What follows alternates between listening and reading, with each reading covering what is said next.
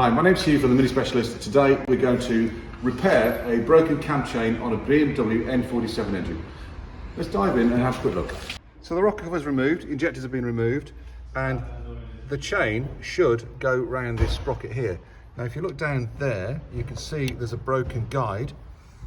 That is the tensioner. You can just about see the spring has popped out, and essentially the chain has just dropped in there. So valves will have hit pistons and they'll be damaged to the head. So what we've got to do is take the engine out, split the engine from the gearbox, take the head off, get the head repaired, and then build the engine up and then put it back in. So, big job. We're going to take the engine out now.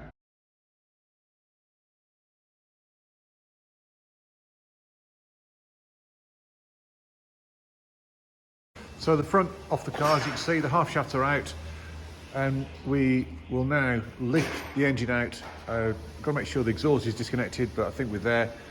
Lift the engine out, and then I'll start stripping the engine down. So just a couple of things while the car's in the air.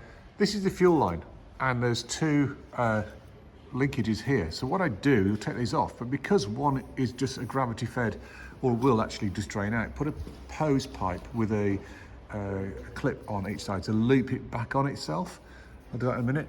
You've got to take the slave cylinder off to obviously take the engine out, so I'm just going to take that off there and off there. I don't want to break the hydraulics. And this is one that you can forget quite easily. This is your neutral sensor, so you make sure you disconnect that. And then is the exhaust, which, as you might expect, is completely rusted, that bolt. So the chances are that won't survive. But when we've got the exhaust off, released the fuel line, and the remaining that and that, I think the engine can come out then. Just as a side note, as a matter of practice here at the Mini Specialist, we always try and put bolts and nuts back in their place where we can. So if you look on here, anything I've taken off, where I can, the bolts and nuts and fixings are put back in. Just makes it a lot easier when you come to reassemble, because you know where things go.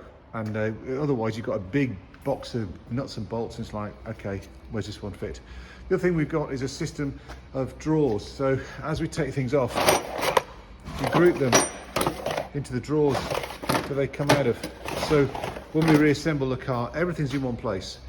That is this car. We put the registration number on the top here, so we can't get things mixed up. The engine is very nearly out. As predicted, there are two things I forgot. One was the reversing light connector, and I've actually managed to damage it, but I can fix that. And the other thing is there's a connector, a fixing down here that holds the air conditioning pipe on. And get to the torch. There we go. So this here, that's the only thing stopping me pulling the engine out now. So it's just a small fixing, starting to deform, but not too badly. So once that's out, the engine will come free. Right, engine is finally free. The final tip is take these off. These go on here. So when you take those off, engine's going for a walk. Then you take these off, it just gives you the final clearance that you need to pop the engine out. So the engine's out and it's on our rebuild table now. So I need to take the gearbox off. I just strip the inlet manifold off, the EGR cooler, the EGR, the turbo, the DPF. The flexi hasn't survived. This is the other end. So I'll need to free that and replace the flexi. They do rust, I mean that's quite badly corroded. But all of this has got to come off because I've got to take the head off. Gearbox comes out. That's the only thing that's holding the loom now. That's the crankshaft sensor. And then I can get to the timing chain cover, which is basically behind here. So I've got to strip all this off now just to get to the timing chain and then remove the head. That's the gearbox off, and this Jormas flywheel, I think, has seen better days. Right, so clutch is now off. This is the timing chain cover. So to get to this, I need to strip the wrist, but the head's got to come off anyway, so I'm going to strip off the turbo, EGR, EGR cooler, inlet, so I've just got a bit of more of access to the engine. Right, so the engine is now fairly bare. The loom's off, intake manifold's off, EGR and EGR cooler are off, the turbo and manifold are off, the exhaust manifold. So now we can see what we're dealing with. So the timing cover is now removed and we can see the extent of the damage. That's just one chain snapped, which is this one. That's a bit of the tensioner that's dropped down. It's damaged that guide, but that's snapped, and that's the bit of a tensioner as well. So that tensioner is this one. So that tensioner has basically gone beyond its limit. So the cam tray is off, and this moves really freely, so we're very lucky. This engine, when it failed, it was just on tick over, just on startup, so there was no load on the engine. The last one I did, you couldn't turn that, it was bent, the cams were bent.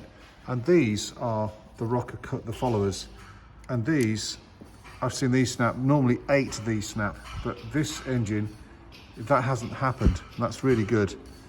So our damage is probably minimal.